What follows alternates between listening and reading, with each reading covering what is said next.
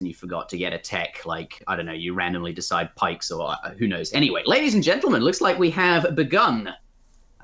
Is that a TC for you and I? The thing about the TCs is, like, without the TCs, players are able to build anywhere on the map, even during the treaty period, so we have to spawn in TCs for the OBS players. So what you do is just gather the crates and then delete everything. All right then. I guess I have to gather the crates up so that the players can't cheat and eat them. Yeah. That's brilliant. I love it. Okay, so these town centers needed for the scenario to work. By the looks of it, you can delete the town center too. We just need them to, like, have them. We just need to spawn them in for the building radius. Of course. Brilliant.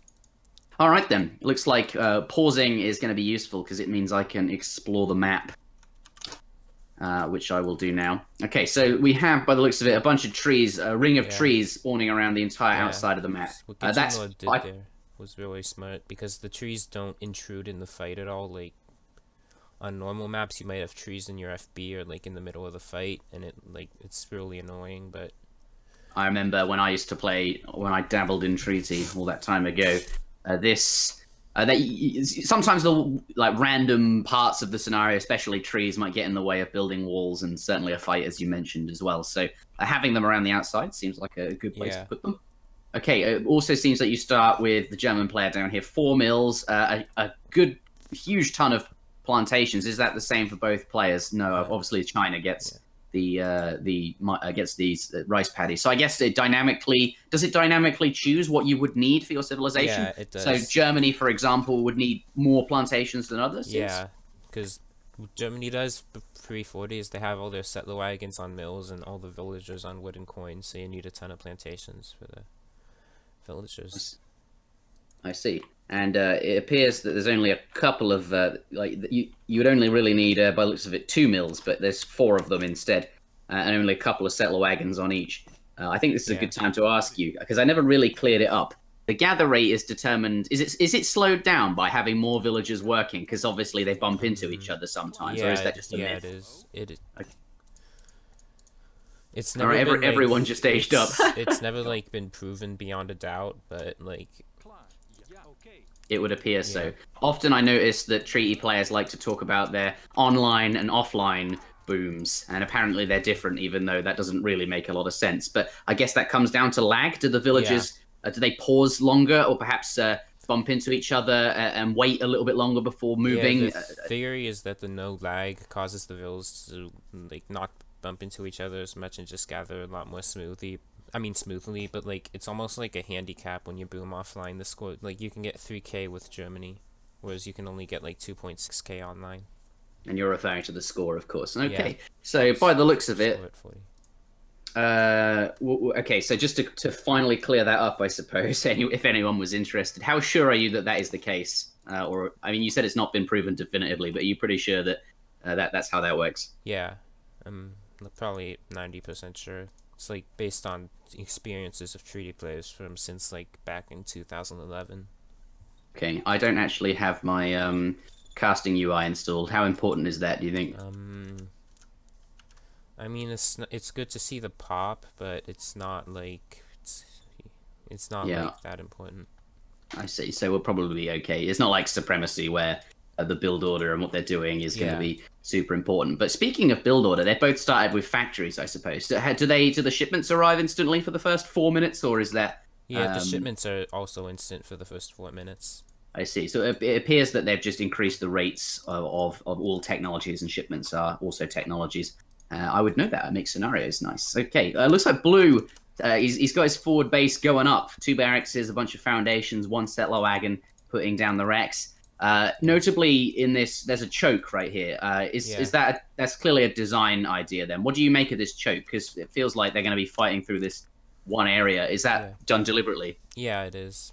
Well, clearly it is. That was a silly question, but I noticed in some of your streams that I've uploaded to the community channel, that often the fighting seems to happen in one set place. Like, each player will decide, oh, I'm going to fight here, and then you sort of stick there, and rarely do you cheese each other and go around a choke point or something, or you'll wall it up quite quickly if there happens to be one.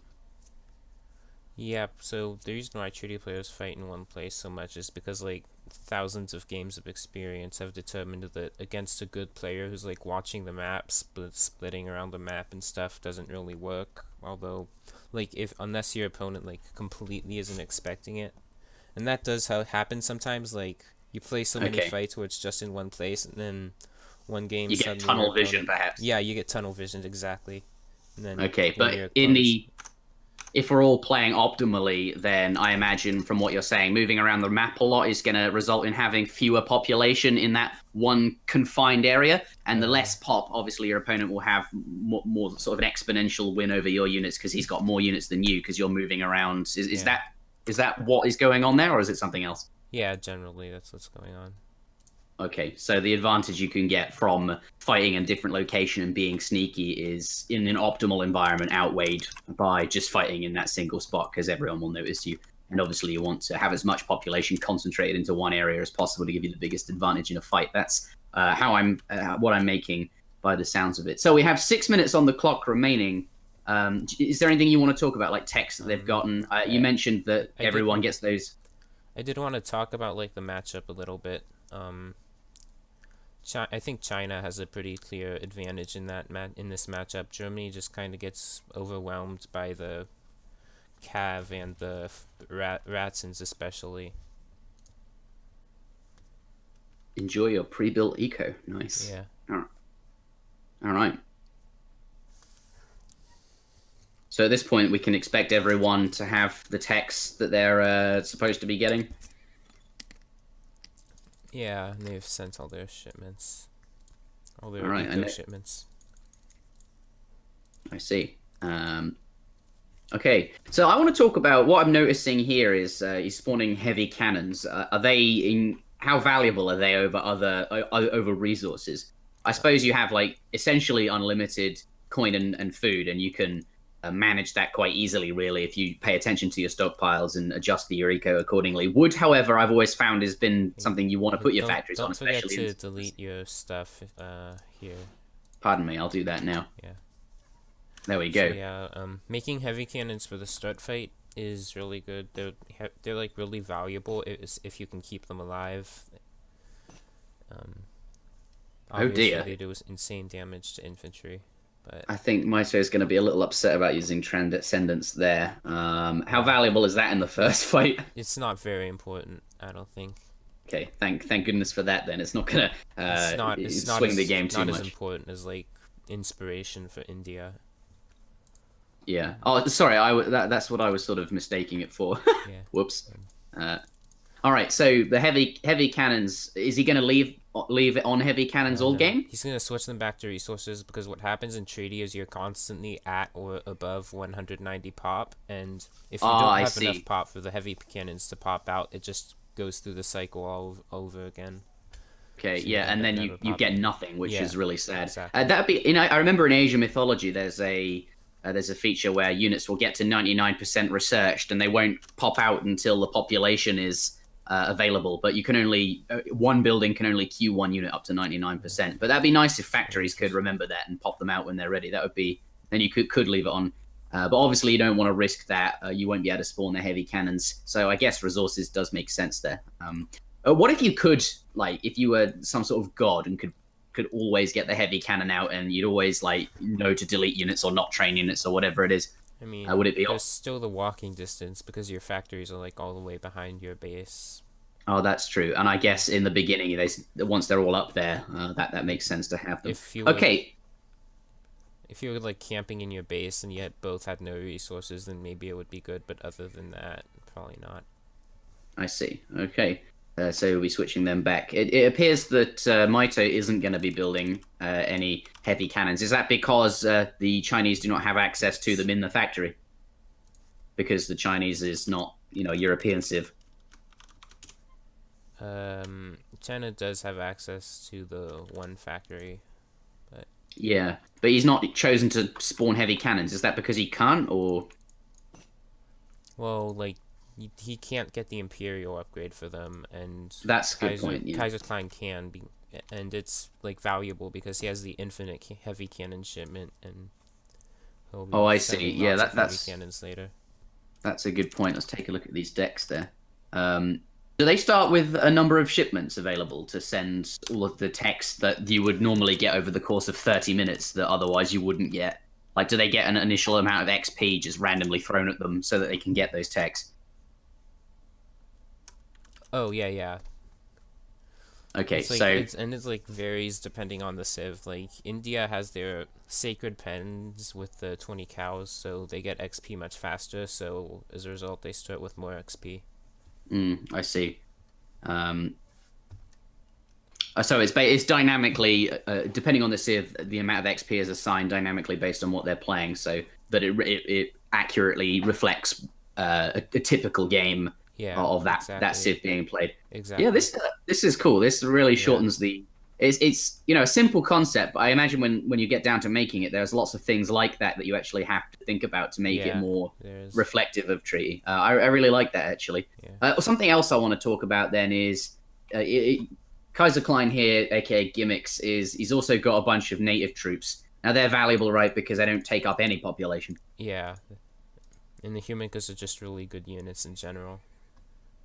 Why is that? I'd have thought in general they're basically like pikemen, not particularly useful. What are your thoughts? They're like really fast, and they have like almost 400 HP, which is like significantly more than usual 1-pop heavy infantry units. That's fair. Okay, and they don't cost any pop. And they mostly cost food as well. Yeah, it's pretty cheap too.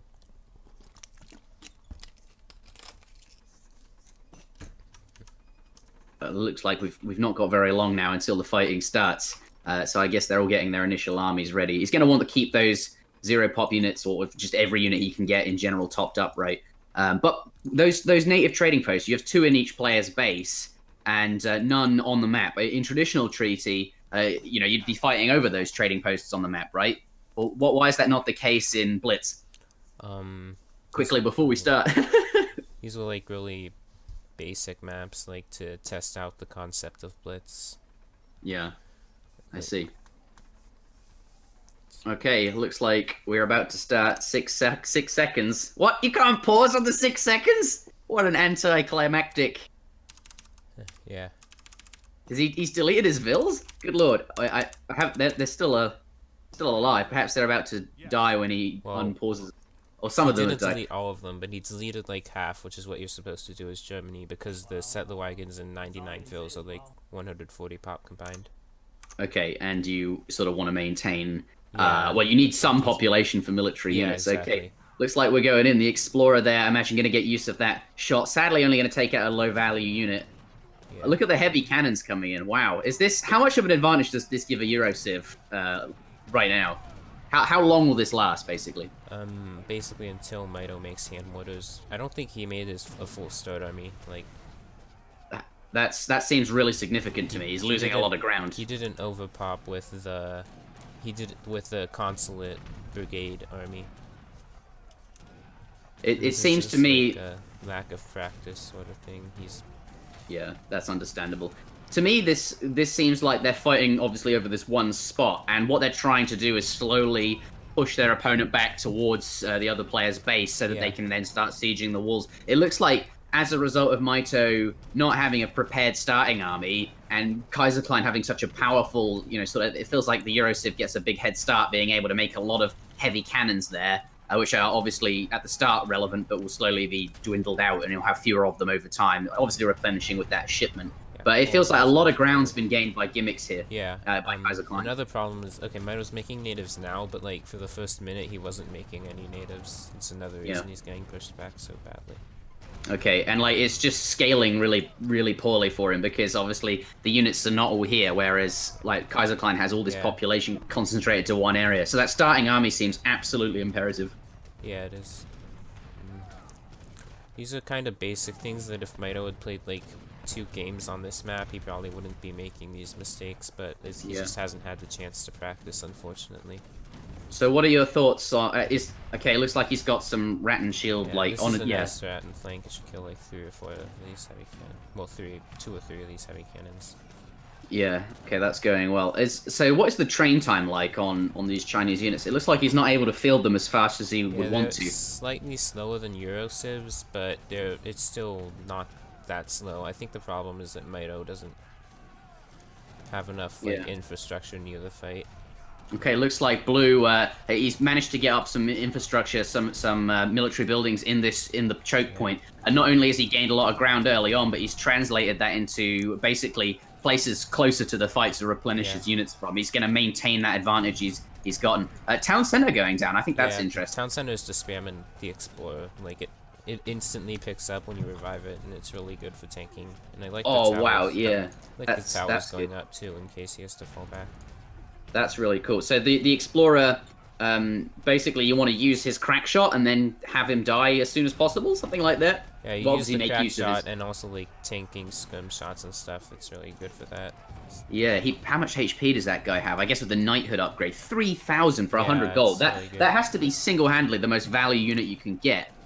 The Treaty Patch actually nerfed it so that now the Explorer has the heavy infantry tag, so that scums counter it, but it's still really good.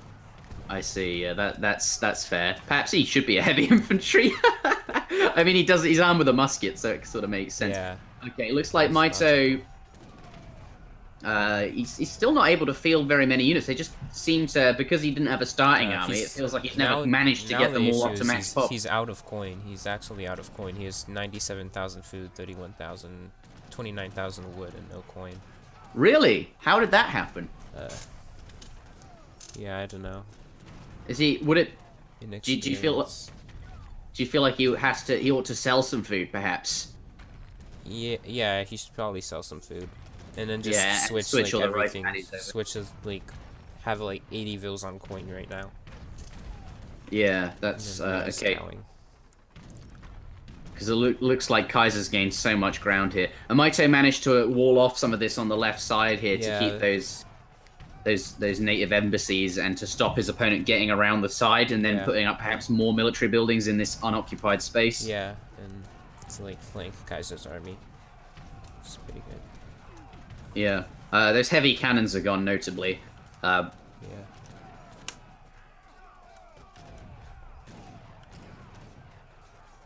So... some more mortar. I'd like to see some more mortars from Kaiser to take these What, to start bringing down these walls? Yeah. I guess once you get to this point in the game where you're right up next to walls, that you want to start seeing those siege units come out. Perhaps not so valuable when you're still fighting in the choke. Oh, against an opponent that's FBing a lot, they're like I against good players, I like always have 2 mortars out to keep their FB down. I see, to constantly keep targeting those buildings down. Yeah. That's fair. Yeah. So what is Mitoe mostly focusing on here then? He's got a lot of Chokanu. Oh, he just queued like I think he just queued a brigade army because I saw his pop shoot up to like 245. So nice. Is that something he wants to do? Overpop a lot? Overpop as much as he can? Not after 40, but he should have done that for like the start army, as I said before. Yeah. So why is there a mill going up in the middle there? Is that... oh, so the villagers have something to do, perhaps, whilst they're waiting. So his FB vills have a place to gather, but it still shouldn't be like in front of his FB. Yeah.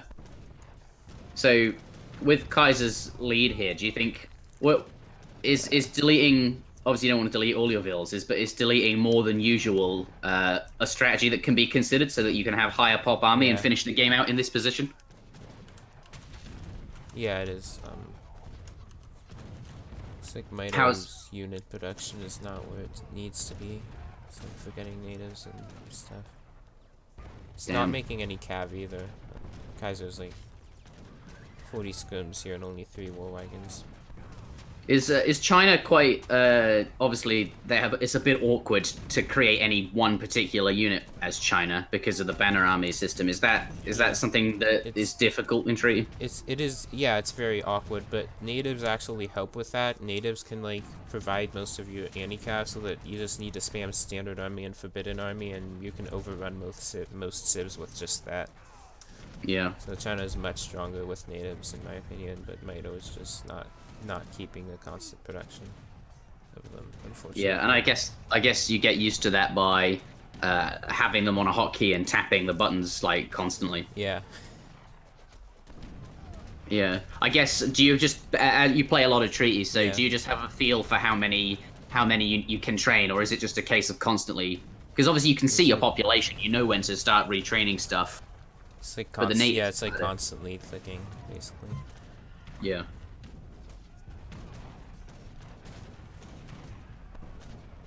Okay, the walls are down here. How does Kaiser finish out the game? What's he looking to do?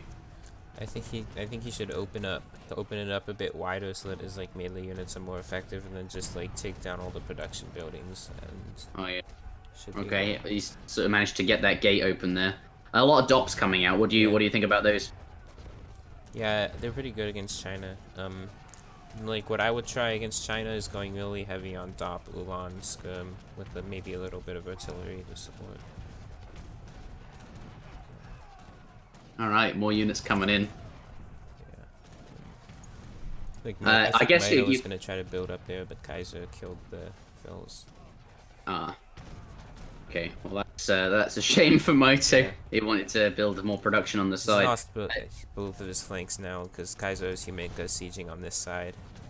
Oh, are they the Humanka? Yeah, Mitoe responding to that now with a couple of units. 100 siege attack. Oh wow, that is quite high.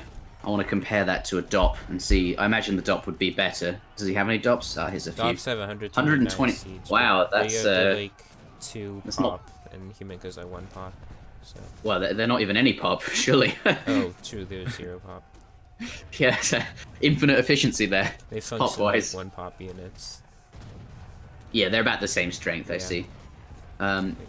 So I guess like the trick is to constantly, obviously, feed in units all of the time. But you need to pay attention to what your opponent has and just keep switching up. Basically, it's a war of attrition. So you need to try and fight cost effectively with units that counter those other types of units. Yeah. You know, basic stuff. But I guess you get really good at sort of determining what you need to train. Yeah. And like. After playing treaties so much, the action of just training units becomes muscle memory, so you don't need to think about going to the barracks and hitting. I don't need to think about going to the barracks and hitting the hotkey. It's just like I need skirms and then. Yeah. Do you think Mitoe can? Is there a way that Mitoe could push this back? Or does this game look pretty concluded now? He's not really readjusting his. Eco to coins, so he's not going to be able to ship Radins, so I don't think there's any way he can bring this back. China can win games from behind, although he's really far behind, but it is possible for China to win from behind because of just how insane Radins are, but it's not. I don't think it's going to happen here. It doesn't have a coin for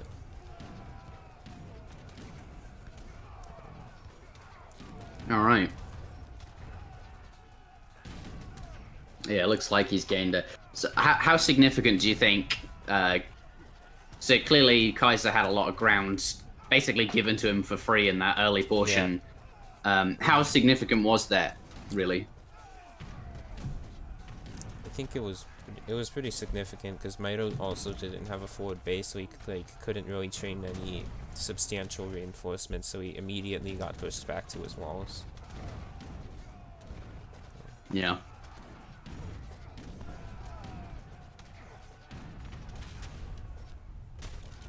Looks like the Kaiser is getting what's going on here? Was that just a lack of units being retrained from Kaiser? And obviously, I think so. Oh, maybe it was that he's got a lot of horse cannons just coming out. I think Kaiser also like over spammed melee units and didn't have enough scrims behind it. I hope Mitoe notices this. Yeah, that's or Kaiser, either one of them should notice that. Okay, these horse cannons are spelling not looking too good for him there. Yeah, Mitoe doesn't have enough hand mortars. He should have like 15 hand mortars out to deal with this much artillery. He only had like 5. Oh, there you go. This should be enough. The trouble is though, there's nothing to stop the hand mortars. Yeah. He's maybe made too many. Do you think? Like those Ulans are going to get in there. There's a lot of them coming out, and they're going to be really quite effective. native production. Yeah. So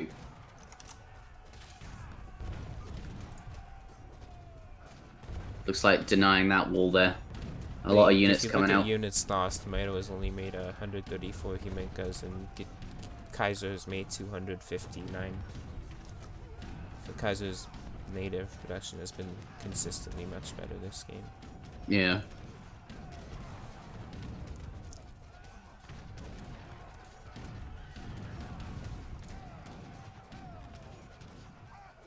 Okay, we've got some the cavalry coming around the back now. Yeah. Look like they want to get into get on those Chokanu. So you're gonna drop a few Quangs back, Quang pikemen. More cav coming in. Yeah. Just some Huminkas from that embassy will deal with that. How good are Ulans really? Because they're a one pop unit, but they're much stronger than. I prefer Hussars, but they still like get the job done. Yeah. Because they're only one pop. I wonder, are they one pop? No, they're two pop. Pardon me, I'm thinking of Cossacks. Nah, Ulans are two pop. Cossacks are like better than Hussars. Like Cossacks are really good. Yeah, because you just have so much extra stuff, right? Like, yeah, that's gonna be. So in the same vein, then, are Ulans worse because they're not actually as good as they're two pop, but they're not as strong as a Hussar. One of the main purposes of Hussars is like to tank skirm shots, and Ulans just. And because Ulans have the less HP, they're not nearly as good as it is a Hussar. Yeah.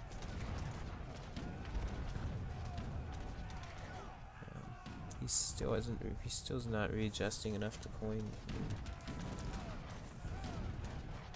What is his resource piles looking like? Well, he deleted vills. He's on 60 vills, and China shouldn't delete vills. Germany's probably the only civ who should delete vills in natives. Oh, really? Yeah. So that extra pop, the villagers are, I guess after all, you are trying to, you're trying to basically make your opponent run out of resources, and deleting your villagers is going to help them do that. Yeah. So the advantage of having more pop is not actually as effective as you'd think it'd be. Yeah. Okay. So what if someone were to delete every single villager at the start of the game and just have this overwhelmingly huge amount of population? He would have to win in like less than 5 minutes, or he would like just lose. So have the resources. So all the resources you gather over the treaty period. How long would that? How long would you last just on that? Yeah, it probably lasts like 10 minutes. Okay. Maybe less. All right, you don't have long then. You'd be bleeding out so much. Yeah, those villages are valuable then. Okay. I forgot legendary. Oh, wow. Okay, so not only so bad, not just because of the Huminkas, but because of the Radins. You also need legendary Nats for the Radin shields to be as strong. And like I said, Radins are like one of the most important shipment for China. Yeah, like there's no reinforcements coming in. I think he's given up. He's just typing. Yeah. Oh, damn. Well, this is a best of 3, so maybe Mitoe can take this as a learning experience. Yeah, hopefully. What does he mean, Boob? 10 minutes? I hope he's joking. Okay, cool, he is joking. Okay. Alright. What I'm hoping here is Mitoe has realized that he needs legendary natives, he needs a starting army. Yeah. And he's figured out some of the sort of units he wants to be training. Okay. You can't switch tabs after the game is over. Right, I'm gonna quickly quit out. Yeah. And put my UI in.